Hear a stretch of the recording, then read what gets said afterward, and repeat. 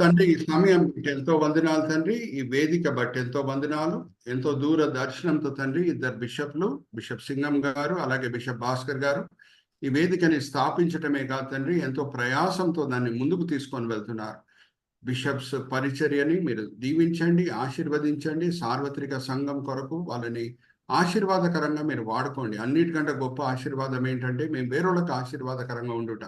ఇద్దరు బిషప్లను తండ్రి మీరు సార్వత్రిక సంఘంలో అందరికి ఆశీర్వాదకరంగా మీరు వాడుకోండి. అలాగే తండ్రి ఈ సమయంలో వేదిక మీద వచ్చిన ప్రతి వ్యక్తిని మీ చేతులు అప్పచెప్తున్నాం. ప్రతి సేవకుడు సేవకురాలని మీ చేతులు అప్పచెప్తున్నాం. వాళ్ళు ఈ సమయంలో మీరు ఏదో పనులు చేసుకొని ఉండవచ్చు, కానీ ఎంతో ఆసక్తితో మేము ఈ గొప్ప విజ్ఞాపన ప్రార్థన పరిచర్యలో పాల్గొవాలి, వాక్యపరంగా ఆత్మికంగా బలపరచబడాలి అని ఎంతో ఆశలతో వాళ్ళు వచ్చి ఉన్నారు. మీరు ఆశ కలిగిన ప్రాణంని తృప్తిపరిచే దేవుడై ఉన్నారు. అందరిని మీరు తృప్తిపరుస్తున్నారు, దీవిస్తున్నారు, ఆశీర్వదిస్తున్నారని మేము నమ్ముచున్నాం. నిష్ప్రయోజకమైన మీ దీన దాసుని నించోబెట్టి మీ మహిమార్థమై వాడుకుంటున్నారు తండ్రి. దాన్ని బట్టి నేను మిమ్మల్ని స్తుతిస్తున్నాను. ఈ దినం ఈ వేళ ఈ పూట మీరు మా కొరకు ఏర్పరచుకున్న ఆత్మిక పాఠములు మా విశ్వాస నేతను విప్పి బయలుపరుస్తారని నమ్ముచు ఈ వినపములు మేము యేసుక్రీస్తు పరిశుద్ధమైన వేడుకుంటున్నాం. Amen, amen, amen. అయితే ఈ దినం కూడా ఎప్పుడు లెక్కనే ఒక ప్రాముఖ్యమైన విషయం మీతో పంచుకొని నేను ముందుకు వెళ్తాను. అది నేను ఎప్పుడు మీకు గుర్తు చేస్తాను, ఎందుకంటే సత్యము ఏ యుగంలోన్నా మారదు. 200 సంవత్సరాల క్రితం 2x2 4ఏనా, ఇప్పుడు కూడా 2x2 4. 300 సంవత్సరాల తర్వాత కూడా 2x2 4. సత్యం అనేది మారదు. అందుకే నేను ఎప్పుడు ఇది గుర్తు చేస్తూనే ఉంటాను. దేవుడు మనకు అప్పచెప్పిన అన్నిటికంటే ప్రాముఖ్యమైన పరిచర్య ఏంటంటే ఆయనను ఆరాధించే పరిచర్య. ఎందుకు ఆరాధించే పరిచర్య? వేరే పరిచర్యల కంట ప్రాముఖ్యమైన పరిచర్య అని కూడా నేను కొన్ని వారాలుగా కొన్ని నెలలుగా మీతో పంచుకుంటున్నాను. వేరే పరిచర్యలన్నీ కూడా ఈ లోకంకి నిమిత్తమైన పరిచర్యలు. ఏమన్నా ఒక పరిచర్య ఈ లోకంలో ప్రారంభమై పరలోకంలో కూడా కొనసాగుతుందంటే అది ఆయనను ఆరాధించే పరిచర్య. మీరు అన్మ్యూట్ చేసుకుని నాకు ఆన్సర్ ఇవ్వచ్చు. పరలోకం చేరిన తర్వాత అక్కడ ఏమన్నా స్వస్థపరిచే పరిచర్య ఉంటుందా? ఎవరైనా రోగిలు ఉంటారా? ఉండరు. అలాగే అక్కడ ఏమైనా సువార్త బోధించే పరిచర్య ఉంటుందా? ఎవరైనా పాపులు ఉంటారా? ఉండరు. సో మన సమయం అంతా కూడా ఎక్కువ వరకు దేవుని ఆరాధించటంలోనే మనము గడపబోతున్నాం. అయితే దేవుని ఆరాధించే విషయంలో నేను ఎప్పుడు మీతో పంచుకుంటూ ఉంటాను. దేవుడు మన జీవితంలో కుమ్మరించిన దీవెనలు బట్టి ఆయనను ఆరాధించడం మంచిదే, కానీ అన్నిటికంటే శ్రేష్టమైన ఆరాధన ఏమై ఉన్నదంటే మన దేవుడు ఏమై ఉన్నాడో దాన్ని బట్టి ఆయనను ఆరాధించడం మనము నేర్చుకోవాలి. ఆయనలో ఉన్న శ్రేష్టమైన గుణముల బట్టి ఆయనను ఆరాధించడం మనము నేర్చుకోవాలి. ఆయనంత సర్వజ్ఞాని ఎవరు లేరు, ఆయనంత సర్వశక్తి దేవుడు ఎవడు లేడు, ఆయనంత పరిశుద్ధుడు ఎవడు లేడు, ఆయనంత సాత్వికుడు ఎవడు లేడు. అందుకే యెషయా గ్రంథం 6వ అధ్యాయం మొదటి 3 వచనాలు మనం చదివితే సింహాసనం ఆసీనుడై ఉన్న దేవుని చుట్టూ దేవుని దూతలు పరిశుద్ధుడా, పరిశుద్ధుడా, పరిశుద్ధుడా అని దేవుని ఆరాధిస్తున్నాయి. నేను ఒక సింపుల్ ప్రశ్న అడుగుతున్నానండి, మీరు దానికి జవాబు ఇవ్వండి. దేవదూతలు తినే ఆహారం ఏంటి చెప్పండి? మన్నా. Right answer. ప్రభువా ఈ దినం మేము కడుపు నిండా మన్నా తిన్నాం ప్రభువా, హల్లెలూయా, ప్రైజ్ ది లార్డ్ అని చెప్పట్లేదు, కానీ దేవుల్లో ఉన్న ఒక ప్రత్యేకమైన గుణము, ఆయన పరిశుద్ధత బట్టి దేవుణ్ణి ఆ దేవదూతలు ఆరాధిస్తున్నాయి. సో దేవుడు ఏమై ఉన్నాడో దాన్ని బట్టి ఆయనను ఆరాధించడం మనము నేర్చుకోవాలి. అయితే ఇంగ్లీష్లో 3 ఓమ్నీలు చాలా మంది వినే ఉండొచ్చు. దేవుణ్ణి వర్ణించే 3 ఓమ్నీలు ఏంటంటే, మొదటిగా ఓమ్నీ ప్రెజెంట్ అంటే దేవుడు అన్ని చోట్లలో ఉన్న దేవుడు. రెండవది ఓమ్నిషెంట్ అంటే అన్ని చూచుచున్న దేవుడు, ఎల్రోయి దేవుడు, ఆయన దగ్గర ఏమీ దాచిపెట్టుటకు వీలు లేదు. మూడవది ఓమ్నీ పోటెంట్ అంటే సర్వశక్తి దేవుడు, ఆయనంత బలవంతుడు ఎవడు లేడు. అయితే ఈ 3 ఓమ్నీలు అయితే మనకి చాలా పరిచితమే, కానీ ఈ దినము ఇంకొక ఓమ్నీ మీ ముందు తీసుకొని వస్తున్నాను. అదేంటంటే is a Omni psychiatrist. Omni psychiatrist. Psychiatrist అనగానే మానసిక వైద్యుడు. జాగ్రత్తగా వినండి. ఈ కాలంలో మానసిక వైద్యుని ప్రాముఖ్యత కూడా సమాజంలో పెరుగుతుంది. ఎందుకంటే చాలా మంది ఇప్పుడు గ్రహించారు భౌతిక రోగాలు ఎందుకు వస్తున్నాయంటే మానసిక రోగాలు బట్టి. మానసిక రోగాలు బహుశా కనిపించకుండా ఉండొచ్చు, భౌతిక రోగాలు బయటికి కనిపిస్తూ ఉండొచ్చు, కానీ చాలా మంది ఇప్పుడు గమనించారు మానసిక రోగాలకి వైద్యం చేస్తే శారీరక రోగాలకి అదే పరిష్కారం అనే సత్యము చాలా మంది గ్రహించారు. సో సైకాట్రిస్ట్కి కూడా ఈ మధ్యలో సమాజంలో ఒక ప్రాముఖ్యత అనేది ఏర్పడుతున్నది. కానీ ఇంకా సైకాట్రిస్ట్ అనే వర్డ్ కూడా బహుశా డిక్షనరీలో రాలేదు కావచ్చు. మన దేవుడు ఓమ్ని సైకాట్రిస్ట్ అయి ఉన్నాడు. Hallelujah, praise the Lord. అయితే చందు బ్రదర్ కూడా మనకి స్లైడ్ షో చూపిస్తారు. Chandu brother, let's go to the slide show.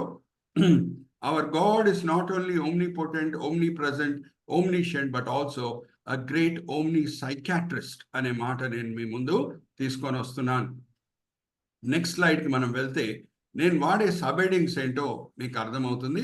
ఆర్తో కూడిన సబెడింగ్స్ నేను చివరిలో అడిగినప్పుడు మీరు చెప్పగలగాలి. బహుశా మనం 4 సబెడింగ్స్ ఈ దినము కవర్ చేయకుండా కవర్ చేయడానికి సమయము సరిపోకుండా ఉండొచ్చు. కానీ సమయం ఎంత మనకి ఉన్నదో అంతవరకు మనం దాన్ని వాడుకొని చక్కగా ఈ సబెడింగ్స్ని మనం కవర్ చేయడానికి ప్రయత్నిద్దాం. మొదటిగా రివర్ అంటే నది, రెండవది రేవెన్స్ అంటే కాకులు, మూడవది రేసిజం అంటే నా జాతియే నీ జాతి కంటే గొప్పది, నాలుగవది రెవల్యూషన్ అంటే బయలుపరచుట. మొదటిగా నది. ఇప్పుడు నెక్స్ట్ స్లైడ్కి మనం వెళ్దాము. క్రిస్ బ్రదర్ మనకి చక్కగా ఒక మాట చదివి వినిపించారు. ఏమనంటే యెహోషువ గ్రంథం 3వ అధ్యాయంలో 14వ వచనం నుంచి మనం చివరి వచనం వరకు చదివితే అక్కడ ఇజ్రాయేలీలు యోర్దాన్ నదిని ఏ సమయంలో దేవుడు దాటాలని కోరుకున్నాడో అది రాయబడి ఉన్నది. హల్లెలూయా, ప్రైజ్ ద లార్డ్. యోర్దాన్ నది పొర్లే సమయంలో అంట. హల్లెలూయా, ప్రైజ్ ద లార్డ్. వేరే ఏ సమయం కూడా దేవుడు ఎన్నుకుంటలేడు యోర్దాన్ నది దాటుటకు, ఆర్ ఇజ్రాయేలీలని యోర్దాన్ నది దాటిపించుటకు వేరే ఏ సమయం కూడా దేవుడు ఎన్నుకుంటలేడు. కానీ యోర్దాన్ నది పొర్లే సమయంలో, ఇక్కడ రైట్ సైడ్ పిక్చర్ చూడండి, యాజకులు యోర్దాన్ నది దగ్గర వచ్చినప్పుడు అది ఎలాగ పొర్లుతున్నదో మనకు కనిపిస్తున్నది. అయితే ఇప్పుడు మనం కొంచెం లోతులో వెళ్దాం. నేను ఒక ప్రశ్న అడిగి ముందుకు వెళ్తాను. ఈ తరం ఏముందో, యోర్దాన్ నది దాటే తరం, అది ఎర్ర సముద్రం పాయలవటం చూసిందా, చూడలేదా? అడుగుతున్నా మిమ్మల్ని. ఈ తరం ఏది యోర్దాన్ నది దాటుతుందో ఆ తరము ఎర్ర సముద్రం దాటటం చూసిందా? ఆర్ వీళ్ళందరూ కూడా ఎక్కువ వరకు అరణ్య మార్గంలోనే జన్మించారా? చిన్నపిల్లలు అరణ్య మార్గంలోనే ఎక్కువ వరకు జన్మించారు. కాలేబు, యెహోషువ తప్పితే వేరే వాళ్ళందరూ కూడా అరణ్య మార్గంలో నశించిపోయారు అనే విషయం మనకి తెలుసు. అయితే వీళ్ళు ఎప్పుడు ఎర్ర సముద్రము పాయలవటం గురించి విన్నారు కానీ కళ్ళారా చూడలేదు సార్. అయితే వీళ్ళ ముందు ఒక గంభీరమైన సవాల్ ఉంది. కానాన్ దేశంలో 31 రాజ్యంలని వాళ్ళు స్వాధీనపరచుకోవాలి. ఒక్కొక్క రాజ్యం దగ్గర విశాలమైన సైన్యములు ఉన్నాయి. అయితే వీళ్ళని బలపరచుటకు, వీళ్ళ విశ్వాసంని ఇంకా స్థిరంగా చేయుటకు దేవుడి అద్భుతం చూపిస్తున్నాడు. Hallelujah, praise the lord. మానసికంగా వాళ్ళని బలపరుస్తున్నాడు. హల్లెలూయా, ప్రైజ్ ద లార్డ్. ఒకసారి మనము యెహోషువ గ్రంథం 12వ అధ్యాయం చివరి వచనంకి మనం వస్తే, క్రిస్ బ్రదర్తో నేను చదివిస్తాను. అక్కడ ఎన్ని రాజ్యంలని చివరిగా వాళ్ళు ఓడగొట్టి స్వాధీనపరచుకున్నారు మనం చూద్దాం. యెహోషువ గ్రంథం 12వ అధ్యాయం చివరి వచనం చదవండి బ్రదర్. ఆ రాజులందరి సంఖ్య 31 రాజ్యములతో వీళ్ళు యుద్ధం చేయాలి. ఇంకా అక్కడ మనం చదివితే కొన్ని సంఘటనలు ఎలా ఉంటాయంటే, ఆ కానాన్ దేశం రాజుల సైన్యము వీళ్ళ సైన్యం కంట సంఖ్య మనం పోలిస్తే, ఆ సంఖ్య మనం కంపేర్ చేస్తే ఎక్కువగా ఉండేది. ఇంకా అందుకే మనం ఎప్పుడు ఈ పాట కూడా పాడుతుంటాం, ఇశ్రాయేలు సైన్యం ముందు నడుచు వెళ్ళిన దైవమా. ఎందుకంటే ఎప్పుడన్నా మీరు చూడండి, ఇజ్రాయెల్ సైన్యం సంఖ్య శత్రుల సైన్యం కంటే తక్కువే ఉంటుంది. అయినా సరే వాళ్ళు గెలుస్తున్నారంటే దేవుని సన్నిధి వాళ్ళతో పాటు ఉంది కాబట్టి. హల్లెలూయా, ప్రైజ్ ద లార్డ్. జస్ట్ 300 మంది సైనికులతో గిదియోను మిద్యానీయులను ఓడగొట్టాను అనే మాట మనము న్యాయాధిపతుల గ్రంథం 7వ అధ్యాయంలో మనం చదువుకోవచ్చు. అంతకి ఇంకా మనకు ఆశ్చర్యం పుట్టించే విషయం ఏంటంటే, ఆ 300 మంది సైనికుల చేతిలో కత్తి లేదు, తుపాకీ లేదు. ఒక చేతిలో బూరు ఉంది, ఇంకో చేతిలో దివిటి ఉంది. హల్లెలూయా, ప్రైజ్ ద లార్డ్. సో మన దేవుడు గొప్ప దేవుడు. మానసికంగా మనల్ని బలపరిచిన తర్వాత బాధ్యత అప్పచెప్పే దేవుడు. యోర్దాన్ నది పొర్లే సమయమే దేవుడు ఎన్నుకున్నాడు. హల్లెలూయా, ప్రైజ్ ద లార్డ్. వేరే ఏ సమయం ఎన్నుకోలేదు. ఈ గొప్ప అద్భుతం ఈ తరం చూడాలి. ఈ తరం చూసిన తర్వాత, విశ్వాసం బలపరచబడిన తర్వాత వాళ్ళు కానాన్ దేశంకి వెళ్ళి 31 రాజ్యంలని స్వాధీనపరచుకోవాలి. Hallelujah, praise the Lord. Are you all understanding? అయితే జాగ్రత్తగా వినండి, there are 2 sides of the coin. ఒకటి, మన దేవుడు ఓమ్ని సైకాట్రిస్ట్ అని చెప్పాను కదా, ఆయన మనల్ని, ఆయనని ప్రేమించే వాళ్ళని ఎలాగా మానసికంగా బలపరచగలుగుతాడో శత్రువులని మానసికంగా కూలగొట్టగలుగుతాడు కూడా. Hallelujah, praise the Lord. Are you all understanding? మనల్ని మానసికంగా ఎలాగ బలపరచగలుగుతాడో శత్రువులని మానసికంగా కూలగొట్టగలుగుతాడు. నేను క్రికెట్ లో 1983 వరల్డ్ కప్ ఫైనల్స్ కూడా నేను చూశాను బ్లాక్ అండ్ వైట్ టీవీలో. అప్పుడు కొంచెం మంది ఇంకా పుట్టలేదు అనుకుంటా ఆ సమయంలో. అయితే ఆ టైంలో ఉన్న వెస్టిండీస్ టీం వేరు, ఇప్పుడున్న వెస్టిండీస్ టీం వేరు. అప్పుడు వెస్టిండీస్ టీం ఎంత స్ట్రాంగ్ ఉండేది అంటే, ఏ టోర్నమెంట్ అన్నా స్టార్ట్ అయ్యే ముందు అందరు ఏం చర్చించుకునేవారు అని అంటే, ఎవరు టోర్నమెంట్ గెలుస్తారని కాదు, ఫైనల్స్కి ఎవరు వస్తారు అది చర్చించుకునేవారు. వెస్టిండీస్ అయితే గెలుస్తుంది, ఫైనల్స్ వరకు ఇండియా వస్తుందేమో, ఆస్ట్రేలియా వస్తుందేమో, ఇంగ్లాండ్ వస్తుందేమో అని అనుకునేవారు. ఎందుకు వెస్టిండీస్ అంటే అందరికి అంత భయము అని అంటే, వాళ్ళ దగ్గర ఉన్న ఫాస్ట్ బౌలర్స్ ఎప్పుడు బౌన్సర్స్ వేసి బ్యాట్స్మెన్ ని భయపెట్టేవారు. ఆ కాలంలో హెల్మెట్స్ కూడా లేవు. కొన్ని ఫాస్ట్ బౌలర్స్ పేర్లు నేను చెప్తున్నా: Andy Roberts, Michael Holding, Joel Garner, Malcolm Marshall. వాళ్ళ పేర్లు వింటేనే బ్యాట్స్మెన్ కి భయం వేసేది. అయితే ఇక్కడ చూడండి, చక్కగా బ్రదర్ కూడా ఆ టైంలో వెస్టిండీస్ టీమ్ పిక్చర్ కూడా చందు బ్రదర్ చూపిస్తున్నారు. ఇంకా మ్యాచ్ స్టార్ట్ అయ్యే ముందే మానసికంగా వేరే టీమ్స్ ఓడిపోయేవి. అయ్యో, మాల్కమ్ మార్షల్ నేను ఎలా ఫేస్ చేస్తాను, ఆండీ రాబర్ట్స్ నేను ఎలా ఫేస్ చేస్తాను, జోయల్ గార్నర్ ఎలా ఫేస్ చేస్తాను, మైకిల్ హోల్డింగ్ నేను ఎలా ఫేస్ చేస్తాను అని మానసికంగా వాళ్ళు ఓడిపోయేవారు. అయితే ఈ సంఘటన ఉంది చూడండి, హల్లెలూయా, ప్రైజ్ ది లార్డ్. పొర్లే సమయంలో యోర్దాన్ నదిని దేవుడు పాయలు చేశాడనే సంఘటన ఉంది చూడండి. అది ఎప్పుడు కానాన్ దేశంలో ఉన్న రాజులు విన్నారో వాళ్ళ మానసిక పరిస్థితి ఏంటి ఇప్పుడు మనం చూద్దాం. శ్రీకాంత్ బ్రదర్ చదివినిపిస్తారు. అదే యెహోషువ గ్రంథము 5వ అధ్యాయం 1వ వచనము. నెక్స్ట్ స్లైడ్ కి మనం వెళ్దాం బ్రదర్ చందు. నెక్స్ట్ స్లైడ్ కి ఒక్కసారి బ్రదర్ కూడా చదివినిపిస్తారు. యెహోషువ గ్రంథము 5వ అధ్యాయం 1వ వచనం. వారు దాటుచూ ఉండగా ఇశ్రాయేలీయుల ఎదుటి నుండి యెహోవా యోర్దాను నీళ్లను ఎండ చేసిన సంగతి యోర్దానుకు పడమట దిక్కనున్న అమోరీయుల రాజులందరూ, సముద్రం వద్దనున్న కనానీయుల రాజులందరూ వినినప్పుడు వారి గుండెలు చెదిరిపోయాను. వాళ్ళ గుండెలు చెదిరిపోయిన ఇక్కడ పిక్చర్ చూడండి ఎట్లుందో. ఈ వ్యక్తి పరిస్థితి, నిద్ర పట్టట్లేదు, వాళ్ళ గుండెలు చెదిరిపోయింది. ఇంకా చదవండి బ్రదర్. ఇశ్రాయేలీయుల భయము చేత వారికి ధైర్యమేమీ లేకపోయాను. Hallelujah, praise the Lord. Are you seeing how the great omni psychiatrist is working? Hallelujah, praise the Lord. ఇక్కడ చూడండి, పైన చక్కగా ఉంది, చంద్ర బ్రదర్ కల్చర్ పెట్టి చూపిస్తున్నారు. దాన్ని సైక్డ్ అవుట్ అంటారు. దాన్ని ఏమంటారంటే సిచ్యువేషన్ సైక్డ్ అవుట్ అంటే యుద్ధం కూడా స్టార్ట్ కాలేదు, ఇంకా ముందే వాళ్ళు ఓడిపోయారు. ఒక్క బాణం కూడా ఇజ్రాయెల్ సైన్యం విసిరేయలేదు, ఒక్క తుపాకీలో ఉన్న ఒక్క బుల్లెట్ కూడా వాళ్ళు ఫైర్ చేయలేదు. యుద్ధం ఆల్రెడీ కానానీయులు ఓడిపోయారు, ఇజ్రాయేలీలు గెలిచిపోయారు. హల్లెలూయా, ప్రైజ్ ది లార్డ్. దేవుడు ఎలాగా మానసికంగా ఒక వ్యక్తిని బలపరచగలుగుతాడో, దేవుడిని ప్రేమించే వాళ్ళని మానసికంగా ఎలాగ దేవుడు బలపరచగలుగుతాడు, అలాగే మానసికంగా శత్రువులని దేవుడు ఏం చేయగలుగుతాడంటే కూలగొట్టగలుగుతాడు. ఇప్పుడు 300 సైనికులతో, జస్ట్ 300 సైనికులతో గిదియోను యుద్ధంకి వెళ్ళేటప్పుడు వాళ్ళ చేతిలో కత్తి లేదు, తుపాకీ లేదు. ఒకరి చేతిలో, వాళ్ళ సైనికుల చేతులు 2 చేతులే ఉంటాయి కాబట్టి ఒక దాంట్లో ద్విటి ఉంది, ఇంకో దాంట్లో బూరు ఉంది. కానీ ఆ శత్రువులకి ఏ కళ కలిగించాడో ఒకసారి మనం చదువుదాం. తీయండి బ్రదర్ శ్రీకాంత్ గారు. 7వ అధ్యాయము 13వ వచనం. న్యాయాధిపతుల గ్రంథం 7వ అధ్యాయం 13వ వచనము. ఇంకా యుద్ధం కూడా ప్రారంభం కాలేదు, మిద్యానీల మధ్యలో ఉన్న అధికారులకి ఎటువంటి కళ దేవుడు కలిగించాడో మనం చూద్దాం. గిద్యోను వచ్చినప్పుడు ఒకడు తాను కనిన కలను తన చెలికానికి వివరించుచూ ఉండెను. ఎట్లనగా, నేను ఒక కలగంటిని, అదేమనగా ఎవల రొట్టె ఒకటి మిద్యానీయుల దండులోనికి దొర్లి ఒక గుడారమునకు వచ్చి దాన్ని పడగొట్టి తలకిందు చేసినప్పుడు ఆ గుడారము పడిపోయేనని చెప్పాను. అందుకు వాని చెలికాడు, అది ఇజ్రాయేలుడైన యోవాషు కుమారుడు గిద్యోను ఖడ్గమే గాని మరేమియో కాదు.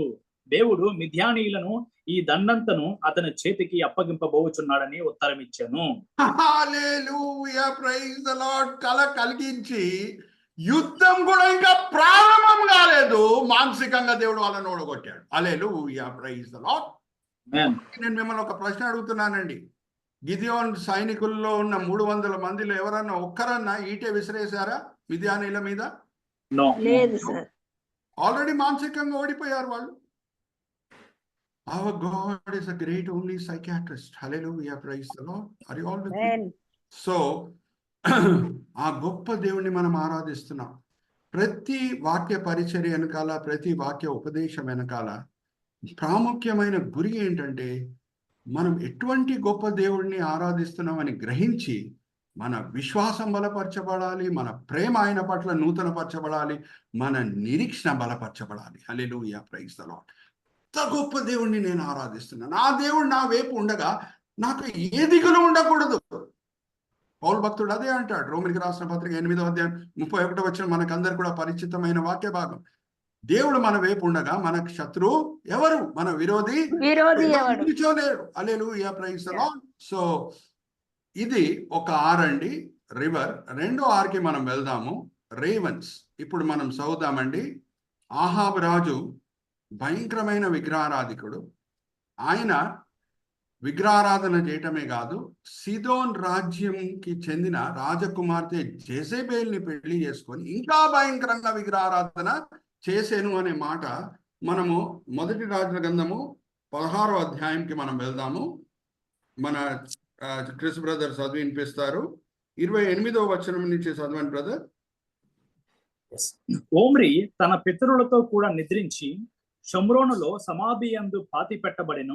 అతని కుమారుడైన ఆహాబు అతనికి మారుగా రాజాయను. ఓకే. యూదా రాజైన ఆసా ఏలుబడిలో 38వ సంవత్సరమున ఓమ్రి కుమారుడైన ఆహాబు ఇజ్రాయేలు వారికి రాజై షమ్రోనులో ఇజ్రాయేలు వారిని 22 సంవత్సరములు ఏలెను. ఒమ్రి కుమారుడైన ఆహాబు తన పూర్వీకులందరిని మించినంతగా యెహోవా దృష్టికి చెడుతనము చేసెను. నెబాతు కుమారుడైన యెరోబాము జరిగించిన పాపక్రియలను అనుసరించి నడుచుకొనుట స్వల్ప సంగతి అనుకుని అతడు సిదోనీయులకు రాజైన యద్బయలు కుమారుడైన యెజెబెలును రాజ్యంకి చెందిన రాజకుమార్తె జెజెబెల్ని పెళ్లి వివాహము చేసుకుని బయలుదేవతను పూజించుచు వానికి మొక్కుచూ ఉండెను. వారికి మొక్కుచుచుండెను. ఇప్పుడు ఆ స్లైడ్ కూడా మనం వెళ్దాము. దేవుడు ఆ సమయంలో ఎలియా ప్రవక్తని లేపి, ఎలియా ప్రవక్తని వాడి ఇజ్రాయెల్ దేశంని శపించేటట్లు చేస్తున్నాడు. ఇక్కడ చూడండి ఎంత భయంకరమైన విగ్రహారాధన వాళ్ళు చేస్తున్నారో పిక్చర్ కూడా మనం చూడగలుగుతున్నాము. ఇటువంటి భయంకరమైన విగ్రహారాధన ఇజ్రాయేలీలు చేస్తున్నారు. వాళ్ళకి దేవుడు పాలు తేను ప్రవహించే దేశం ఎందుకు ఇచ్చాడు? ఒక చిన్న పరలోకం ఎందుకు ఇచ్చాడు? ఆయనని పూజించుటకు. ఆయన దగ్గర నుంచి అన్ని మేళ్ళు పొందుతున్నారు, కానీ విగ్రహాలను పరిగెత్తుతున్నారు ఆయనను పూజించకుండా. సో ఎలియా ప్రవక్త ఇక్కడ చూడండి, సెకండ్ పిక్చర్. ఆహాబు రాజు ముందు నించొని ధైర్యంతో పలికిన శాపం, నేను మాట పలికే వరకు ఒక్క చుక్క వర్షం కూడా దేవుడు కూర్చాడు ఈ దేశం మీద అని శపిస్తున్నాడు. చూడండి ధైర్యంతో ఎలియా ప్రవక్త ఆహాబు రాజు ముందు నించొని నేను మాట పలికే వరకు దేవుడు వర్షం ఇక్కడ కూర్చాడు అని చెప్పేసి అక్కడి నుంచి వెళ్ళిపోతున్నాడు. ఎక్కడ వెళ్ళాడు ఆ మ్యాప్ కూడా మనం చూద్దాం. సైట్ పిక్చర్ మనం చూద్దాం బ్రదర్. ఇక్కడ చూడండి, సమేరియాలో ఆహాబు రాజు ఉంటాడు, అదే ఇజ్రాయెల్ దేశంకి ప్రధాన పట్టణము. అక్కడి నుంచి దేవుడు ఆయనని కెరీతు వాగు దగ్గర తీసుకొని వెళ్తున్నాడు. ఇక్కడ చూడండి, యోర్దాన్ నది దాటి కెరీతు వాగు. చందు బ్రదర్ ఒకసారి కర్సర్ పెట్టి చూపించండి. ఆ వాగు దగ్గర కొంచెం నీళ్ళు అనేది ఉన్నాయి. దేవునికి కూడా తెలుసు, కరువు వచ్చినప్పుడు వర్షం లేనప్పుడు కెరీతు వాగు కూడా ఎండిపోతుందని ఆయనకు తెలుసు. దేవుడు పర్మనెంట్ అరేంజ్మెంట్ ఇంకొకటి చేసి పెట్టాడు, కానీ ఆ పర్మనెంట్ అరేంజ్మెంట్ ఏంటో వెంటనే చూపించట్లేదు. ఆయనని జారఫేత్ గ్రామంకి తీసుకొని వెళ్ళాలని దేవుని కోరిక, అక్కడ ఒక విధవరాలను వాడి ఈయనను పోషించాలని దేవుని కోరిక. ఎందుకు జారఫేత్ గ్రామం, అది కూడా మనం చూద్దాం. చాలా రుచికరమైన అంశం అది. అయితే ఇప్పుడు నెక్స్ట్ పిక్చర్కి మనం వెళ్దాము. ఇక్కడ చూడండి, కెరీత్ వాగు దగ్గర మనకు అందరు కూడా తెలుసు, సండే స్కూల్ దినం నుంచి మనం చదువుకుంటున్నాము. అన్ని చోటల్లో కరువు ఉన్నప్పుడు, ఇశ్రాయేలీలు ఆకలితో చనిపోయే సమయంలో దేవుడు కెరీతు వాగు దగ్గర కాకులని వాడి, హల్లెలూయా ప్రైజ్ ది లార్డ్. ఇక్కడ చక్కగా నల్లగున్న కాకులు కనిపిస్తున్నాయి కదా. ఇప్పుడు నేను మిమ్మల్ని అడుగుతున్నా, కాకుల్లో కనిపిస్తున్నాయా? నల్లగున్న కాకులు కనిపిస్తున్నాయా, లేకపోతే తెల్లగున్న గువ్వలు కనిపిస్తున్నాయా? చెప్పండి మీరే. నల్లగున్న కాకులు కనబడుతున్నాయి. నల్లగున్న కాకులే కనిపిస్తున్నాయి. Hallelujah praise the Lord. నల్లగున్న కాకులని దేవుడు వాడి ఎలీయా ప్రవక్తను పోషిస్తున్నాడు. రోజు అవి రొట్టె ఇంకా మాంసము తీసుకొని వచ్చేవి. దేవుని కూడా తెలుసు వర్షం లేనప్పుడు కెరీతు వాగు ఎండిపోతుందని. అయితే ఏం చేశాడు దేవుడు? ఆయన మెయిన్ ప్రణాళిక ఏంటో నేను మీతో మెల్లంగా పంచుకుంటున్నాను. ఆయన ఎంత గ్రేట్ ఓమ్ని సైకాట్రిస్ట్ అనే మాట. Let's go to the next line. ఇక్కడ చూడండి, జారెఫేత్ గ్రామంకి తీసుకొని వెళ్తున్నాడు. ఇక్కడ మ్యాప్ కూడా చూద్దాము. కెరీతు వాగు దగ్గర నుంచి జారెఫేత్ గ్రామంకి తీసుకొని వెళ్తున్నాడు. జారెఫేత్ గ్రామం ఎందుకు దేవుడు ఎన్నుకున్నాడు? వేరే ఏ గ్రామం అని అనుకోవచ్చు. అక్కడ పేదరికంలో ఉన్న ఒక విధవరాలు, ఆమె ఇంట్లో ఆయనను పెట్టి అద్భుత రీతిగా దేవుడు పోషిస్తున్నాడు. వాళ్ళ ఇంట్లో అంట గోధుమ సంఖ్య తగ్గిపోలేదంట, గోధుమ క్వాంటిటీ తగ్గిపోలేదంట, నూనె తగ్గిపోలేదంట. Hallelujah praise the Lord. ఎలీయా ప్రవక్త ఉన్న వరకు, మరి వర్షం బాగా కురిసే వరకు నూనె తగ్గిపోలేదు, ఇంకా గోధుమ కూడా తగ్గిపోలేదు. అద్భుతం. తక్కువ కాలేదు, పిండి తక్కువ కాలేదు, ఇద్దరు ఎంత సంతోషంగా తింటున్నారో మనం చూస్తున్నాం.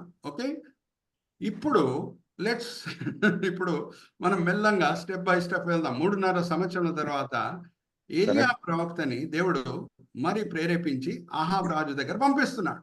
అహాబ్ రాజు దగ్గర పంపించే సమయంలో మొదట్లో ఎలీయా ప్రవక్తని చూసిన వ్యక్తి భయభక్తి కలిగి ఉన్న ఒక అధికారి, ఆయన పేరు ఒబాద్యా. ఆయన పేరేంటి? ఒబాద్యా. ఒకసారి మనం వెళ్దాము చంద్ర బ్రదర్, నెక్స్ట్ స్లైడ్. వచ్చే సమయంలో చూడండి, ఎలీయా ప్రవక్త నడుచుకొని వచ్చే సమయంలో ఎవరు ఆయనకి మొదట్లో కనిపిస్తున్నారంటే ఒబాద్యా. ఒకసారి చదువుదామా? 1 రాజుల గ్రంథం 18వ అధ్యాయం 10వ వచనం నుంచి చదవటం స్టార్ట్ చేయండి బ్రదర్. నీ దేవుడైన యెహోవా జీవము తోడు నిన్ను చిక్కించుకొనవలెనని నా ఏలినవాడు దూతలను పంపించని జనం ఒకటైనను లేదు, రాజ్యం ఒకటైనను లేదు. అతడు ఇక్కడ లేడనియు అతన్ని చూడలేదనియు వారు ఆయా జనముల చేతను రాజ్యముల చేతను ప్రమాణము చేయించుచూ వచ్చిరి. నీవు నీ ఏలిన వాని చెంతకు పోయి ఏలియా ఇచ్చట ఉన్నాడని చెప్పమని నాకు ఆజ్ఞ ఇచ్చుచున్నావే. అయితే నేను నీ యొద్ద నుండి పోవు క్షణమందే యెహోవా ఆత్మ నాకు తెలియని స్థలమునకు నిన్ను కొంచుపోవును. అప్పుడు నేను పోయి అహాబునకు వర్తమానము తెలియజెప్పిన తర్వాత నీవు అతనికి కనబడని ఎడల అతడు నన్ను చంపివేయును. అలాగున ఆజ్ఞ ఇయ్యవద్దు. నీ దాసుడైన నేను బాల్యం నుండి యెహోవా యందు భయభక్తులు నిలిపిన వాడను. Thank you brother. ఎలీయా ప్రవక్త కనిపించి ఏమని అంటున్నానంటే, ఎల్లి నీ రాజుకు చెప్పు, అహాబ్కి చెప్పు నేను ఇక్కడ ఉన్నానని. అప్పుడు ఒబాద్యా పలికిన ఒక మాట మనం అందరం కూడా బైబిల్స్ లో అండర్లైన్ చేసుకోవాలి. ఏమనంటే, రాజు నీ పట్ల ఎంతో ఉగ్రత కలిగి ఉన్నాడు. ఇంకా దానికంటే ఎక్కువ ఆ జెజబేల్ రాని పక్కనున్న రాజ్యములు, చుట్టుపక్కల రాజ్యములు, అన్ని రాజ్యంలో నువ్వు ఎక్కడ ఉన్నావో ఎతికారు. వాళ్ళ ఉగ్రత ఎంత నీ పట్ల ఉందంటే నువ్వు కనిపించగానే వాళ్ళని నిన్ను చంపాలని, నిన్ను కొట్టాలని ఉంది. ఆ పక్కనున్న రాజులు అందరు కూడా ఎలీయా ప్రవక్త ఇక్కడ లేడు అని చెప్పినప్పుడు ప్రమాణం చేయించారంట. నిజంగా చెప్పండి, వాళ్ళ దగ్గర వాళ్ళ ఏ పవిత్రమైన గ్రంథం ఉందో. ఇప్పుడు కోర్ట్స్ లో మనం చూస్తాం, క్రిస్టియన్స్ అంటే బైబిల్, ముస్లిమ్స్ అంటే ఖురాన్, హిందూస్ అంటే గీత.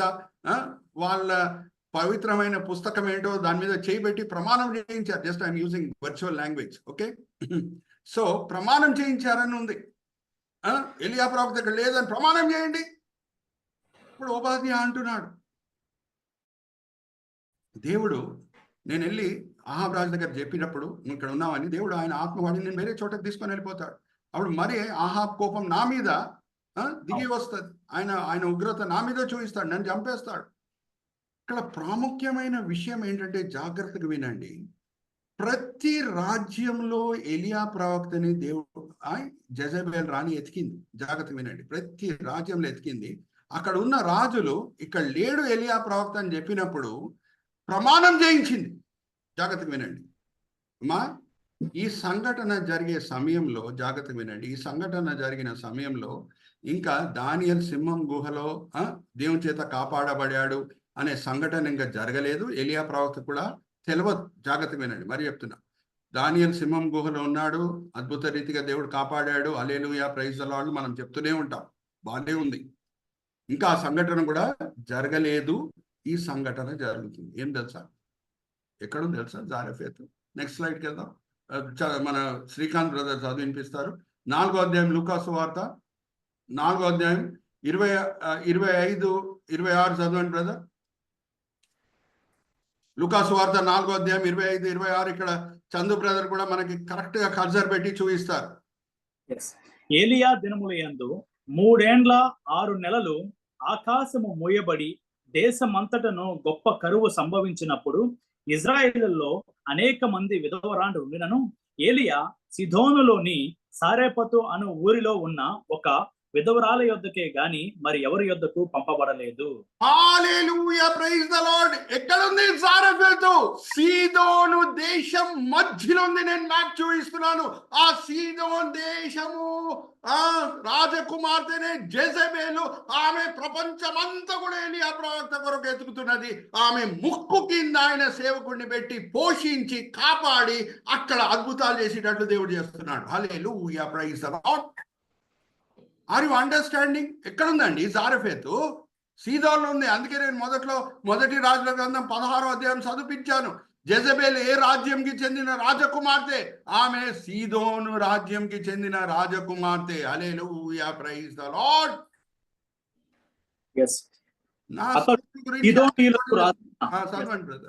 అతడు సిదోనీయులకు రాజైన యెజ్బెయేలు కుమార్తె అయిన యెజబెలును వివాహము చేసుకుని ఆ రాజకుమార్తె ఎక్కడెక్కడ ఎత్తుకుతున్నదో ఎలియా ప్రవక్త కొరకు, ఆమె దేశంలోనే ఉన్న జారెఫెత్ పట్టణం. ఇక్కడ చూడండి మ్యాప్. జారెఫెత్ ఆఫ్ సిడోన్ అనే మ్యాప్ నేను చూపిస్తున్నాను చూడండి. సిడోనియన్స్ ల్యాండ్ ఎక్కడి నుంచి ఎక్కడ స్ప్రెడ్ అవుతుందో మీరు ఒకసారి చూడండి అక్కడ మ్యాప్ లో. ఆమె రాజ్యంలోనే ఎలియా ప్రవక్తని దాచిపెట్టి దేవుడు ఏం చూపిస్తున్నాడు అని అంటే, ఇలాగ నేను నా సేవకుడిని కాపాడగలుగుతాను, పోషించగలుగుతాను, అక్కడ తీసుకొని వెళ్ళి అద్భుతాలు చేయించగలుగుతానని దేవుడు చూపిస్తున్నాడు. Hallelujah praise the Lord. Hallelujah. ఇప్పుడు ఇంకా నేను క్లైమాక్స్ కి రాలేదు. ఓమ్ని సైకాట్రిస్ట్ కదా మన దేవుడు. దీనికే మీరు తప్పట్లు కొడుతున్నారు. ఇప్పుడు క్లైమాక్స్ కి ఏమనంటే జాగ్రత్తగా వినండి, జాగ్రత్తగా వినండి. ఇంత ఆర్థడాక్స్ ప్రవక్త, ప్రవక్త, ఆర్థడాక్స్ మ్యాన్.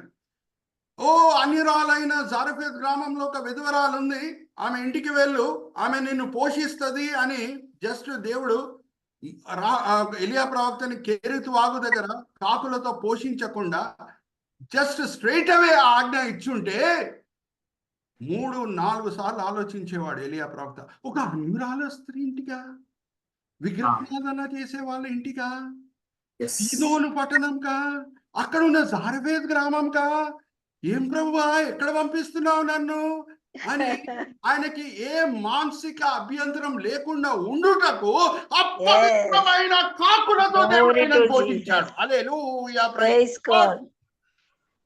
ఎక్కడ ఉందండి కాకులు అపవిత్రమైన పక్షులని? లెవికాండం 11వ అధ్యాయం 13వ వచనం నుంచి 15వ వచనం చదువుదాం. లెవికాండం 11వ అధ్యాయం 13వ వచనం నుంచి 15వ వచనం. ఈ గొప్ప అద్భుతం జరగాలి అని అంటే మొదట్లో ఎలియా ప్రవక్త మానసికంగా సిద్ధపరచబడాలి. సిద్ధపరచబడాలంటే కాకుల చేత, పావురాల చేత కాదు, కాకుల చేత పోషింపబడాలి. చదవండి. పక్షులలో వీటిని హేయములుగా ఎంచుకొనవలెను, వీటిని తినవద్దు, ఇవి హేయములు. పక్షిరాజు, పెద్ద బోరువ, క్రౌంజ పక్షి, గద్ద, తెల్ల గద్ద, ప్రతి విధమైన గద్ద, ప్రతి విధమైన కాకి. ప్రతి విధమైన కాకి. Hallelujah praise the Lord. Hallelujah. దేవుడు పద్ధతులు మారలేదు. పేతురు కొర్నేలి ఇంటికి వెళ్ళు అనంటే పోతాడా? చదవండి ఒకసారి. అందరు యూదులు ఏమనుకొని యేసుక్రీస్తు ప్రభువుని వెంబడించేవారంటే, మా మెస్సయ్య మాకే చెందిన వ్యక్తి, యూదుల మెస్సయ్య యూదుడికే రక్షకుడు అని అనుకునే సమయం. ఒకసారి సౌదమా అపోస్తల కార్యం 11వ అధ్యాయం 19వ వచనం, 11వ అధ్యాయం 19వ వచనం. అపోస్తల కార్యం. ఇంకా వాళ్ళకి అన్యులు కూడా రక్షింపబడుతున్నారనే సంగతి వాళ్ళకి ఇంకా వాళ్ళకి వినికిడికి రాలేదు. 11వ అధ్యాయం 19వ వచనం అపోస్తల కార్యం. అపోస్తల కార్యములు 11వ అధ్యాయము 19వ వచనం. 19వ వచనం. స్తెఫను ఆ నిమిషంలో కలిగిన శ్రమను బట్టి చెదిరిపోయిన యూదులకు తప్ప మరి ఎవరికి వాక్యం బోధింపక ఫినీకే, కుప్రా, అంతియోకయ ప్రదేశముల వరకు సంచరించిరి. చూడండి, యూదులు ఎవరు చెదిరిపోతున్నారు యెరూషలేము నుంచి. సువార్త ఎవరికి పంచుతున్నారంటే, ఎవరి మధ్యన పంచుకుంటున్నారంటే తోడు యూదుల మధ్యనే. మా యూదుల మెస్సయ్య, యూదులకే చెందిన మెస్సయ్య అని అనుకునే సమయంలో ఎటువంటి దర్శనం ఇచ్చి మానసికంగా సిద్ధపరిచాడో దేవుడు పేతురుని మనకందరికీ తెలుసు. ఆ దర్శనం చూపించకుండా ఉంటే, బాబు ఈ అన్ని కూడా నువ్వు తినొచ్చు అని ఆ దర్శనం చూపించకుండా ఉంటే పేతురు మానసికంగా సిద్ధపరచబడేవాడా? అడుగుతున్నా మిమ్మల్ని. లేదు సార్. ప్రభువా ఈ ఆహారం నేను తినలేను ప్రభువా అన్నప్పుడు ప్రభువారు ఇచ్చిన జవాబు ఏంటి? పేతురు, నాకు అభ్యంతరం లేనప్పుడు నీకేంట్రా అభ్యంతరము అని అడుగుతున్నాడు. Omni psychiatrist, hallelujah, praise the Lord. మానసికంగా సిద్ధపరిచి మనకి బాధ్యతలు అప్పజెప్పే దేవుడు. Hallelujah, praise the Lord. ఇక్కడ నేను ఆపుతున్నానండి. ఇంకా ఎన్నో రహస్యాలు ఉన్నాయి. ఓమ్ని సైకాట్రిస్ట్ అనే దేవుడు. మనం ఓమ్ని పోటెంట్ దేవుడిని ఎప్పుడు స్తుతిస్తూనే ఉంటాం, ఓమ్ని ప్రెజెంట్ దేవుడిని స్తుతిస్తూనే ఉంటాం, ఓమ్నిషన్ దేవుడిని మనం ఎప్పుడు ఆరాధిస్తూనే ఉంటాం. ఓమ్ని సైకాట్రిస్ట్ అనే పదం ఎప్పుడు బహుశా మనం వాడం కావచ్చు. అందుకే నాకు ప్రేరేపణ కలిగి ఈ సందేశం నేను మీతో పంచుకుంటున్నాను. ఇది ఓన్లీ పార్ట్ 1 అండి. వచ్చే వారం మనం పార్ట్ 2 కూడా మనము ధ్యానిస్తాం. ఇక్కడ మనం ధ్యానించిన 2 R'లు ఏంటంటే రివర్ అండ్ రేవన్. కాకుల చేత దేవుడు పోషించకుండా ఉంటే ఎలియా ప్రవక్తని ఆయన సారెఫెత్ గ్రామంకి వెళ్ళేవాడు కాదు. ఒక అన్యురాల చేత పోషింపబడుటకు ఆయన సిద్ధపడేవాడు కాదు. అక్కడ దేవుడు ఎలియా ప్రవక్తని పోషించకుండా ఉంటే ఆ గొప్ప అద్భుతం జరిగేది కాదు. జెజబెల్ అన్ని చోట్ల ఎతుకుతున్నది, కానీ దేవుడు ఏం చూపిస్తున్నాడు మనకి? ఆ జెజబెల్ రాని రాజ్యం లోపలే నా ప్రవక్తని నేను కాచి కాపాడగలుగుతాను, ఆయనను పోషించగలుగుతాను, అక్కడ అద్భుతాలు చేయించగలుగుతున్నాను అని దేవుడు చూపిస్తున్నాడు. Hallelujah, praise the lord.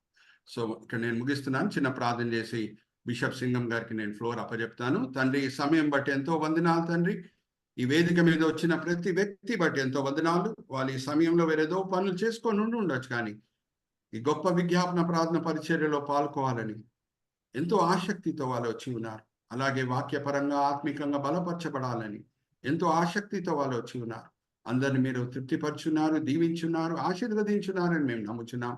నిష్ప్రయోజకమైన మీ దీన దాసుడిని నించోబెట్టి మీ మహిమార్థమై వాడుకున్నారు తండ్రి. దాన్ని బట్టి నేను మిమ్మల్ని స్తుతిస్తున్నాను.